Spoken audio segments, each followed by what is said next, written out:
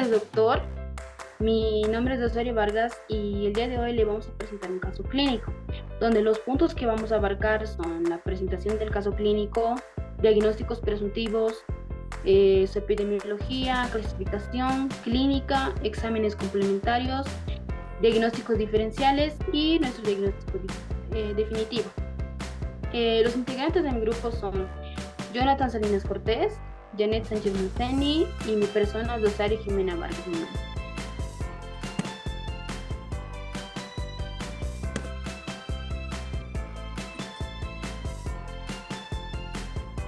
Bueno, vamos a empezar con la presentación del caso, que se trata de un paciente de sexo masculino, joven, de 27 años de edad, procedente de México, que acude a consulta por cuadro de una semana de evolución, caracterizado por una alteración estructural de heces asentadas, con pujo, tenesmo rectal, que es la constante necesidad de defecar y elimina pocas heces en cada evacuación. También presenta hematoquesia, que es la presencia de sangre por el recto, distensión y intenso dolor abdominal de tipo cólico. Al tacto rectal de este paciente se palpa una masa dura, multilobulada, sangrante. En la rectosigmoidectomía se evidencia una masa exofítica de 5 centímetros de diámetro a 7 centímetros de marginal que ocluye parcialmente la luz rectal. En las radiografías de tórax, en la ecografía y en las pruebas de función hepática, todo sale normal. En los marcadores alfa-fetoproteína y anginocarcinoma embrionario también salen normales. En la TAC se evidencia un compromiso seromuscular de la pared rectal sin afectación ganglionar aparente. Se efectúa la operación de Miles. La histopatología ratifica las características descritas excepto por compromiso ganglionar mesentérico. Se efectúa una quimio adyuvante de 6 ciclos y luego de un mes de la cirugía al año el paciente presenta una distensión abdominal, un dolor cólico abdominal intenso, donde también tiene una elevación de marcadores antes solicitados. Por ejemplo, el paciente presenta una ictericia, una alteración de pruebas de función hepática, y este paciente se opera con un diagnóstico de oclusión intestinal baja y además de afectación local. También en ese paciente se evidencia masas hepáticas múltiples y tristemente el paciente llega a fallecer a los 2 meses de esta cirugía por falla hepática.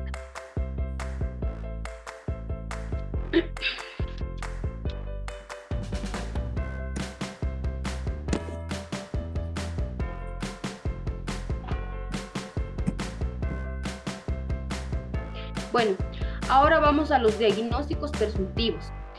En primero, pusimos el abdomen agudo obstructivo, que es un síndrome caracterizado por la detención parcial o total de tránsito del contenido intestinal y se manifiesta con signos y síntomas como dolor abdominal, distensión abdominal, falta de eliminación de gases y materia fecal. Aquí el paciente, por ejemplo, presenta dolor abdominal y distensión abdominal.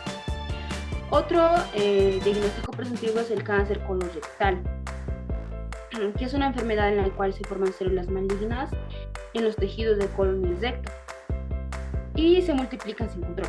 Aquí los signos y síntomas que aparecen son cambio en hábitos de la evacuación, lo que nuestro paciente presenta, sensación de necesidad de usar el baño que no desaparece, lo que nuestro paciente presenta,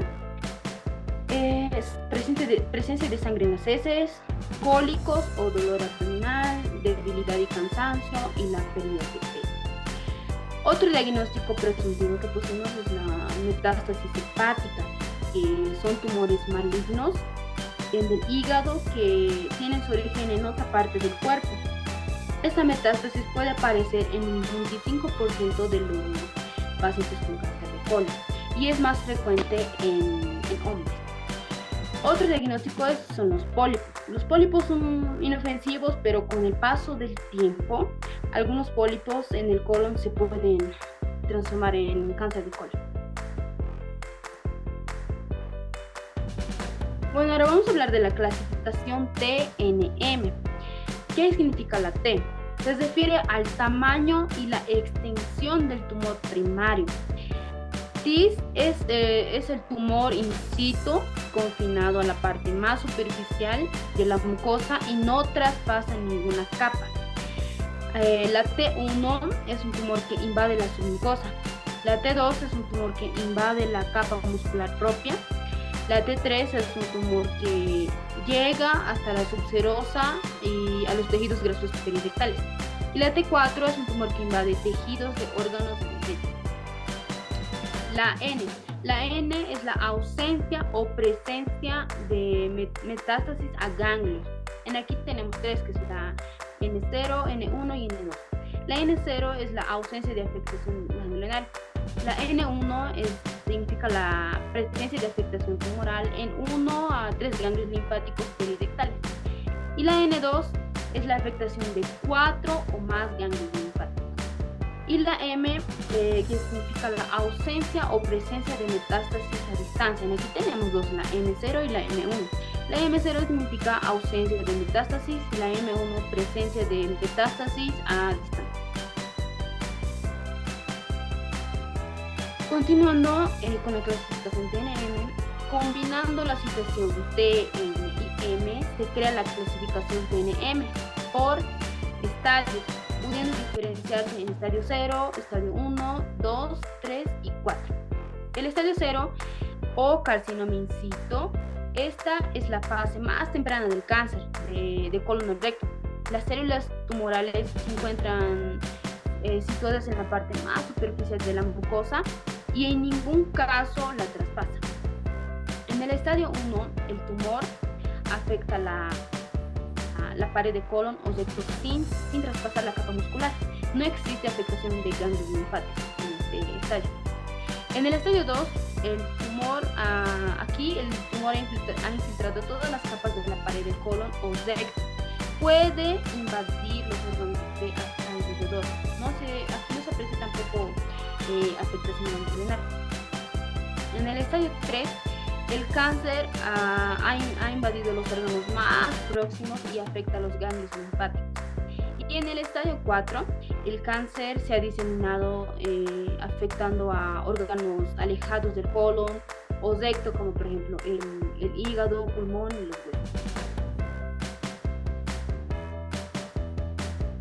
Yo voy a hablar sobre la epidemiología del cáncer colorectal. Mi nombre es Jonathan Salinas Cortés y bueno, vamos a profundizar sobre el tema del cáncer colorectal. El cáncer colorectal es la segunda causa principal de muerte de cáncer en todo el mundo. Solo en 2020 se calcula que 915,000 personas murieron por cáncer colorectal y esto lo subdividimos en dos, que van a ser en cáncer de colon y cáncer de recto.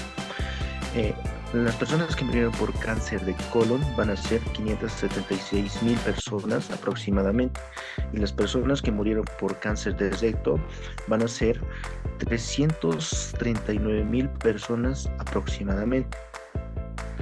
El cáncer de colon rectal es el tercer tipo de cáncer más frecuente que se presenta tanto en el sexo femenino como en el sexo masculino. Siguiente diapo.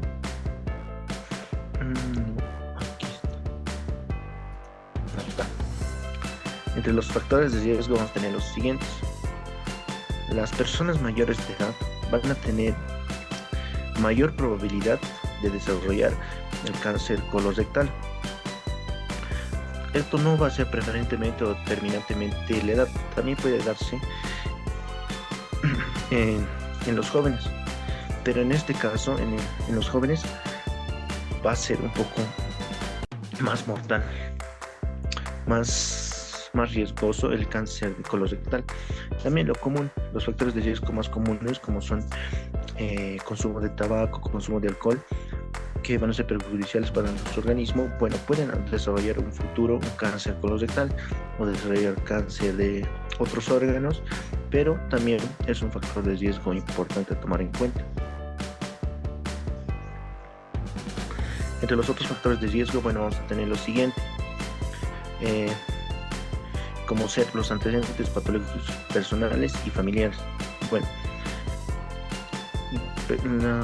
si los familiares han tenido cáncer colorectal o pólipos de colon o recto, bueno, esto puede desarrollar a futuro que sus descendientes puedan tener el riesgo de desarrollar un cáncer de colorectal.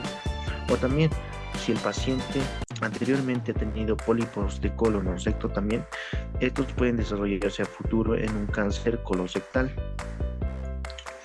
¿Ya? Los dos factores de riesgo son la enfermedad de Crohn, la obesidad y los afrodescendientes. La enfermedad de Crohn, ¿por qué? Porque a futuro también puede desarrollar en un cáncer colorectal. La obesidad también. En este estudio, más que todos los afrodescendientes también tienen mayor probabilidad, mayor probabilidad de que estos afrodescendientes desarrollen el cáncer colorectal. Siguiente diapo. Entre las manifestaciones clínicas del cáncer colorectal.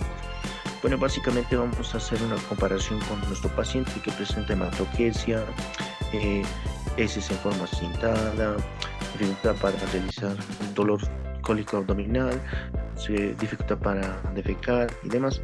Bueno, los pólipos colorectales que a futuro van a desarrollarse en un cáncer suelen ser silenciosos. No siempre causan síntomas. Una persona puede tener pólipos o cáncer colorectal y no saberlo, pasa desapercibido. Por estas razones es muy importante realizarse chequeos, pruebas periódicas de la detección del cáncer colorectal. Entre los signos y síntomas más comunes va a ser la hematoquesia, cambio en los hábitos fecales y en la estructura fecal, diarrea, estreñimiento, sensación de que el intestino no se vacía por completo, como nuestro paciente presenta cambios de la estructura fecal, también hematoquesia. La hematoquesia es un significado de una hemorragia digestiva baja y esos son diferentes causas. Por eso más adelante vamos a tener los diagnósticos diferenciales. Sensación de que tiene dolores o molestias o cólicos abdominales, como en nuestro caso, pérdida de peso inexplicable.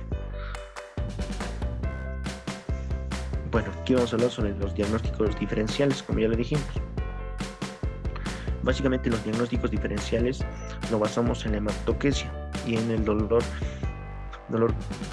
cólico abdominal, y también en la dificultad para defecar y en los cambios de estructura de las heces. Bueno, la fisura anal, por el nombre, más que todo anal, significa que es en el ano, y eso lo descartamos porque nuestro paciente se presenta más que todo en el recto, en la estructura del recto.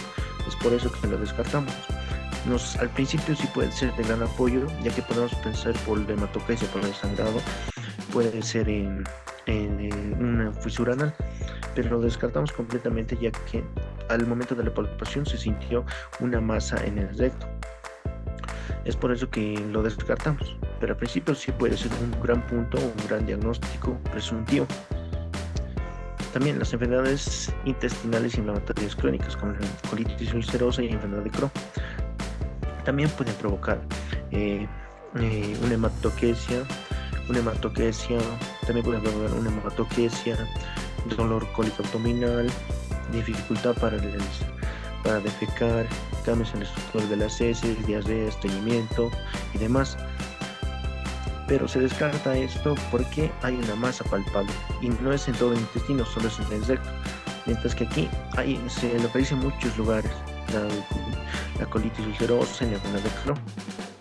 Es por eso que se descarta, pero al principio sí puede ser un gran punto para un posible diagnóstico. Bueno, este es otro punto, más que todo la hematoquesia, el sangrado. Hemorroides interna también puede causar una hematoquesia, dolor al momento de defecar, pero se descarta porque más que todo la hemorroides interna se da en la zona del ano y no en el recto, y ya que puede ser más visible estas hemorroides internas, mientras que el cáncer colorectal hay que palpar el recto. Es por eso que se descarta.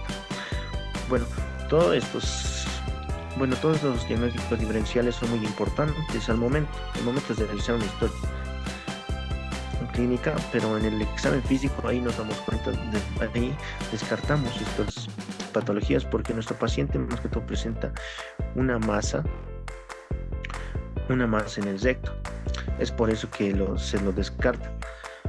Y también porque también pensamos en estas patologías, ya que la masa que tenía nuestro paciente dificultaba el paso de las heces fecales. Es por eso que sentía dolor abdominal y cambios en la estructura de las heces. Es por eso que pensamos, también padecía hematoquesia. Pensamos en estas patologías, pero se descartaron al momento de realizar la palpación y el examen físico.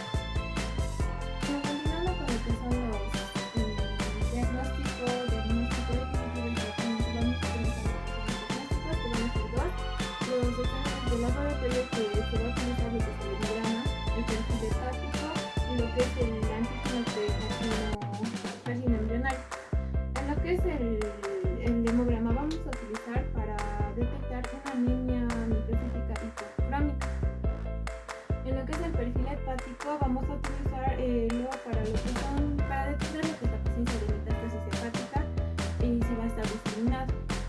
También lo que es el antígeno de carcinoma embrionario, que va a tener un rol no es muy relevante, pero va a tener lo que es un seguimiento de lo que es el postoperatorio, después de la operación. Luego vamos a utilizar lo que son las exámenes de imágenes que va a utilizar lo que es la ecografía abdominal, lo cual nos va a ayudar a detectar lo que es la metástasis hepática, como ya lo he mencionado. Luego vamos a utilizar lo que es la radiografía de tórax, que no va a ser muy relevante ya que no nos va a dar el diagnóstico definitivo. La tomografía de abdomen y pelvis con contraste. También vamos a utilizar lo que es la tomografía de tórax, que te va a ayudarnos mejor en lo que es la ecografía.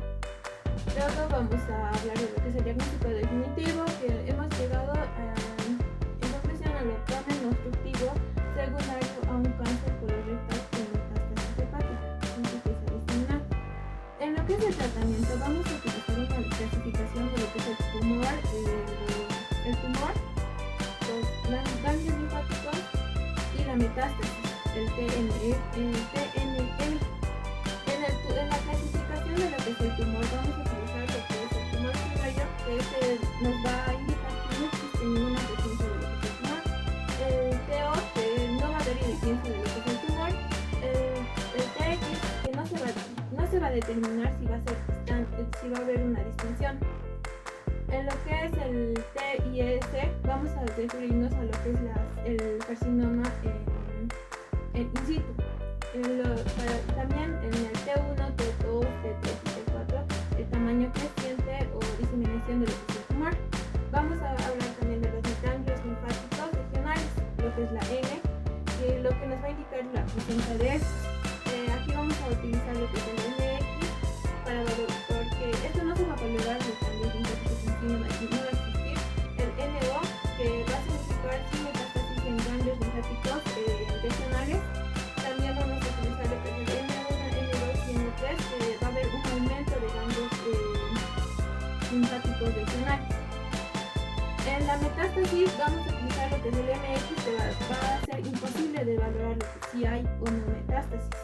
La MO va a ser una ausencia de metástasis y la M1 va a ser la presencia de metástasis en lo que son los distantes. Esto nos va a ayudar a llegar a una conclusión de estadio de lo que es el TNF. Vamos a utilizar lo que es el 0, el 1, el 2A. ¿Esto qué quiere decir? El 0 va a indicarnos que lo que es el tumor no ha llegado a la profundidad, o sea que no es determinado. El 1 nos va a decir que existe una diseminación no muy profunda. En lo que es el 2 y el 3 va a haber una diseminación muy profunda. Después, en lo que es adyacente a esto, va a haber una metástasis o una diseminación en lo que es el colon. Y también nos va a ayudar a lo que es que tenga una cirugía para lo que es la resección del tumor. Sería todo.